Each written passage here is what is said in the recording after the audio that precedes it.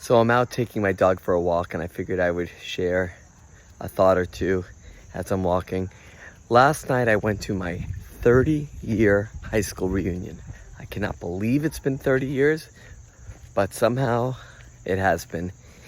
And I was just thinking about community and how important the community is that we create for our students, because 30 years later, we still remember such vivid things about each other and our experiences. And these were, for the most part, people who I haven't spoken to in 30 years. And my high school is not particularly close. The students weren't that close with one another. But when we create a choral experience where our students get to spend 2, 3, 4 years together and make music together, the imprint for the rest of their lives is so great. These people who I saw, I was so happy to see them, and it was a great experience, but I didn't even have that special bond with most of them. Most of them, I saw them in passing. Maybe I hung out with them a few times.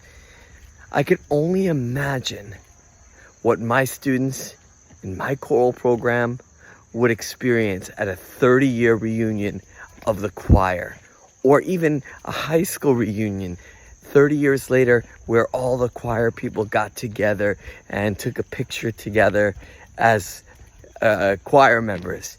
So my thought here, or my takeaway, is that we're not just planting the seeds for this year, for students to continue. We're planting a seed that is going to grow in the minds of our students for the rest of their life.